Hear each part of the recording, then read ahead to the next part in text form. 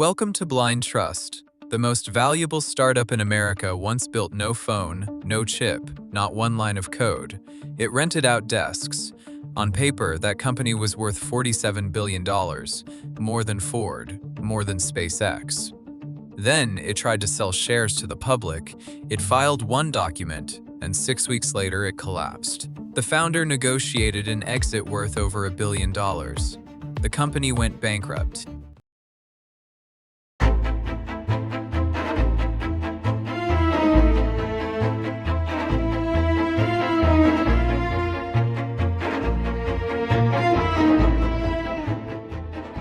To understand how this happened, you have to understand what WeWork actually was. Strip away the language, and the business was simple. WeWork signed long, expensive leases on office buildings. It cut the floors into smaller desks and private rooms. Then it rented those desks back out, month, to freelancers and startups. Buy space wholesale, sell it retail. That is the entire engine. There is a much older word for that business. It is called being a landlord, and there is a problem with landlords. It is a good business, but it is not a magic one. You are on the hook for decades of rent, whether or not your desks fill up. When the economy turns, your tenants leave in a month, but your own lease runs for 15 years. Landlords are valued carefully, cautiously, at a few times their profit. Nobody calls a landlord the next Apple. So how did this one get talked about like a technology revolution? How did a company that sublet office space end up worth more than almost every real technology company in the country? The answer isn't in a spreadsheet, it is in a story. And to make a story worth $47 billion, you need three things: a person who can tell it, a person rich enough to price it, and a structure that makes sure nobody in the room can say no. WeWork had all three. We'll take them one at a time. First, the storyteller. His name was Adam Neumann. 6'5", long hair, often barefoot on stage, and one of the most magnetic salesmen of his generation. In 2010, he and an architect named Miguel McKelvey opened the first WeWork in downtown Manhattan. But Neumann never described it as renting offices. That was far too small. He called WeWork a physical social network, a community, a company, in his words, with a mission to elevate the world's consciousness. Here is the version investors actually heard him give. Open space, but we create a lot of common space for everybody. It's not that the lack of privacy is more important, it's that community, being surrounded by a group of like-minded individuals, being part of something bigger than yourself, inspires people to work harder. This is the move at the heart of everything that followed. Neumann took a real estate company and, through sheer force of story, turned it into a technology company in the minds of the people writing the checks.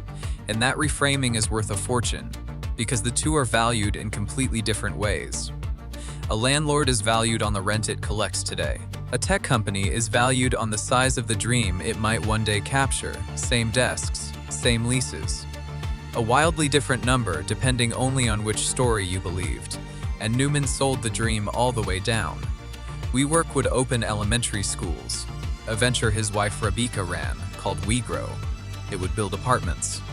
It talked with a straight face about someday solving the problem of children who are, quote, not living up to their full potential. The company threw a summer camp for its members with live music and free-flowing alcohol. Neumann spoke about becoming the world's first trillionaire and about the idea that he might one day be president of the world. It sounds absurd written down. In the room, it worked, because Neumann understood something most founders never do. He wasn't really selling desks, he was selling belief. And belief, it turns out, was the most valuable product WeWork ever made. A story is just talk until someone puts a price on it. WeWork's believer arrived in 2017. His name is Masayoshi Son, the founder of the Japanese conglomerate SoftBank, and he had just raised the largest pool of investment money in history, nearly $100 billion in a single fund. And much of it was not even his. It came from sovereign wealth funds in Saudi Arabia and Abu Dhabi. Son was deploying a nation's oil money, and he was in a hurry to spend it. Son moved at a speed that terrified other investors. The story goes that he toured a WeWork, spent 12 minutes with Neumann, and offered to invest more than $4 billion. Here is the scale he was operating at. No, I'm just a still small startup. Come on. With over $100 billion at your disposal, you're not a small startup. Now watch what that money actually does to a number, because this is the trick at the center of the whole story. Say you and a friend own a painting together. One day, your friend buys a tiny new sliver of it from you and pays a high price for that sliver. On paper, the entire painting is now worth a fortune, because that is what the last little piece implies if you multiply it out. But nobody ever bid on the whole painting. No crowd of buyers agreed on that price. One person paid up for one slice, and everyone agreed to call the rest of it gold. That is exactly how WeWork reached $47 billion in January 2019. SoftBank put fresh money in at that price, and from that day on, every headline, every recruit, every lease was anchored to a number that one buyer had set and the open market had never tested. And here is the part that turned a big number into a runaway one. Once SoftBank owned a huge stake at $47 billion. SoftBank needed that number to hold, because the value of Sun's own fund, the returns he reported to those Saudi and Emirati backers, depended on WeWork being worth exactly what he had paid. The believer couldn't afford to stop believing, so the price only ever went one direction. It was not a lie. It was something more slippery. It was a price with only one bidder, and that bidder was trapped. So the story had a teller and a buyer. The third piece is the quietest and the most important, a structure that made sure no one could stop it. In a normal company, if a founder starts making reckless decisions, the board can overrule him. Shareholders vote. One share, one vote. And if enough of them lose confidence, the CEO is gone. Neumann built WeWork so that could never happen to him. He held a special class of stock that gave him 10 votes, and at times as many as 20 for every single share he owned. He didn't need to own most of the company. He just needed the votes, and he made sure he always had them. The board could advise him. It could worry, but it could not remove him. And it could not tell him no. And this is what unchecked control actually looks like in practice. Neumann personally bought stakes in office buildings and then leased those same buildings to WeWork. Read that again slowly. He was the landlord and he was the tenant. Money flowed out of the company he ran and into property he personally owned, and it was all perfectly legal because he sat on both ends of the table. It kept going. When the company rebranded to the We Company, it paid Neumann nearly $6 million for the rights to the word we, a word he had trademarked. The company paid its own founder millions to use the word we. He took large personal loans from the company at interest rates you and I will never see. There was a clause that could have let his family keep control for generations, and language naming his wife among those who would choose his successor. And underneath all of it, the fact the story was built to hide. WeWork was not making money, it was losing it, fast. So in its own documents, the company invented a metric to soften the picture.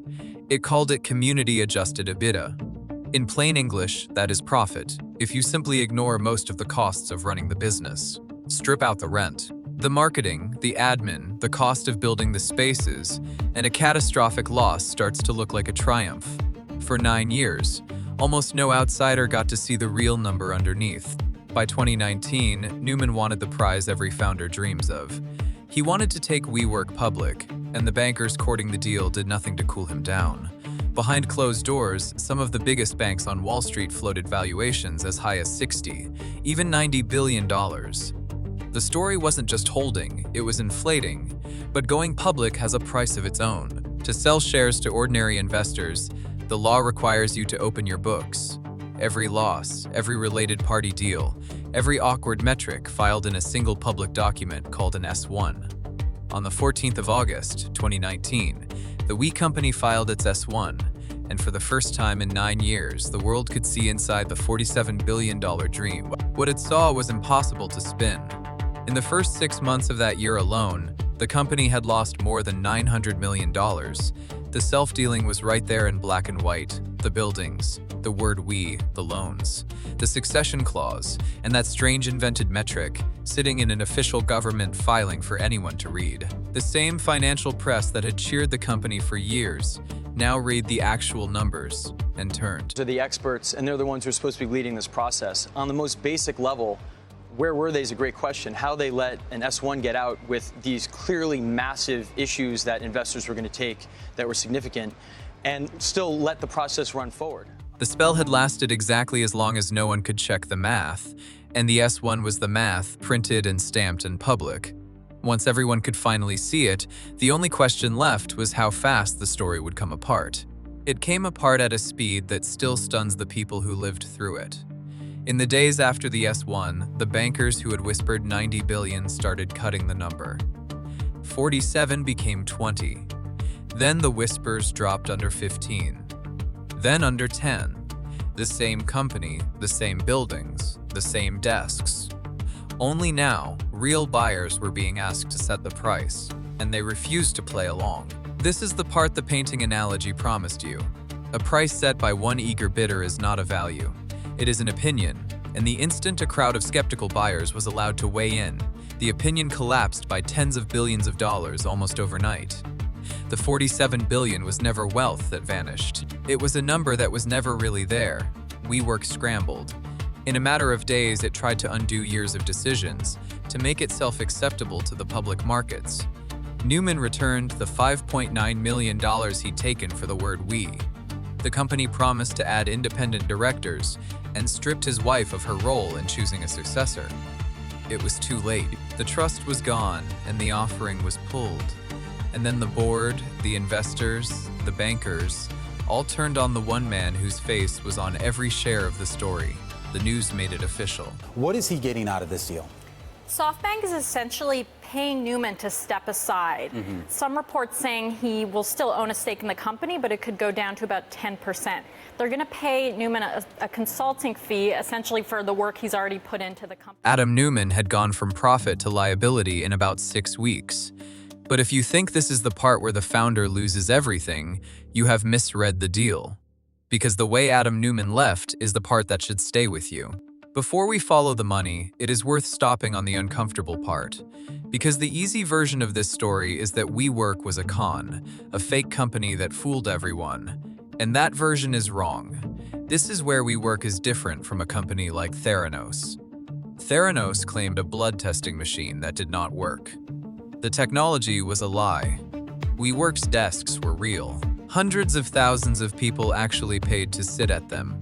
Revenue was genuinely growing, roughly doubling year after year. If you walked into a WeWork in 2019, you did not find an empty stage set. You found a real, busy, functioning business. So what exactly was fake? Not the company. The price. WeWork's central problem was never that it did nothing. It was that a real business worth a few $1 billion had been dressed by a great storyteller and a trapped investor in the close of one worth 47. The sin wasn't a fake product. It was a fictional number that everyone, for a while, agreed to believe. With the IPO dead, WeWork was burning through cash, and only one investor had both the money and the motive to save it. SoftBank Masayoshi's son had already poured more than $10 billion into the company. If WeWork failed, that loss was his. So in October 2019, SoftBank bailed it out and took control.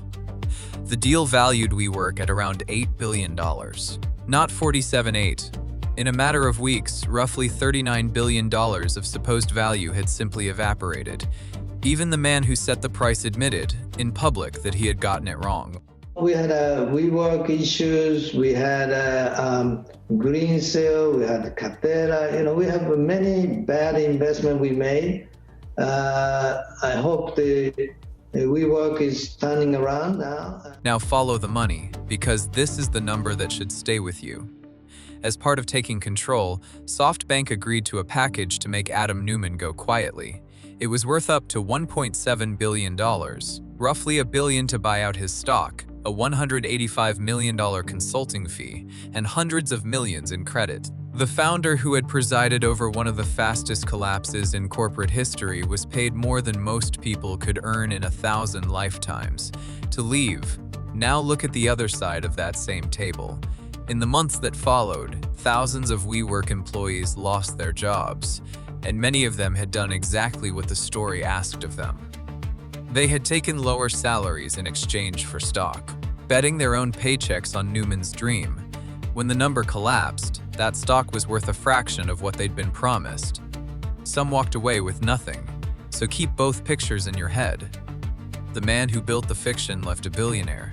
The people who believed in it, who bet their savings and their careers on it. Left with almost nothing, that gap between who pays and who profits when a story falls apart is the truest thing in this entire case.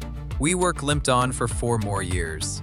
It eventually went public in 2021, not through a normal IPO, but through a SPAC merger, a backdoor listing that skips the very disclosure that had doomed the first attempt at a fraction of its old valuation. And in November 2023, it ended where the numbers always said it would. The company filed for bankruptcy, owing more than $18 billion. WeWork filing for last night bankruptcy. Chapter 11 announcing a restructuring plan that includes a $3 billion debt for equity swap. Our Deirdre Bosa here taking a look inside its collapse for today's Tech Check. The story became a punchline, a best-selling book, a television series, a documentary. The barefoot prophet who almost took the whole thing public. But laughing at Adam Neumann lets the real lesson off the hook. Because the machine that built this didn't break. Think about what it actually took to mint $47 billion out of a landlord. One charismatic storyteller, one enormous investor who needed the number to be true, and a structure where nobody could say no. None of those 3 things has gone anywhere. That combination is still out there, pricing the next dream right now. And if you doubt it, consider this. In 2022, before WeWork had even filed for bankruptcy, Adam Neumann raised $350 million from one of Silicon Valley's most respected venture firms for a new real estate startup. Same founder, same industry, same promise to reinvent how we live. The system didn't punish the storyteller, it funded him again. So the next time you hear that a company is worth some enormous, breathtaking number, don't ask whether the business is real. Ask the only question that ever actually mattered here. Worth that much to whom? Because a price is just an opinion until a crowd is finally allowed to disagree. That is the whole game. And now you can see it being played.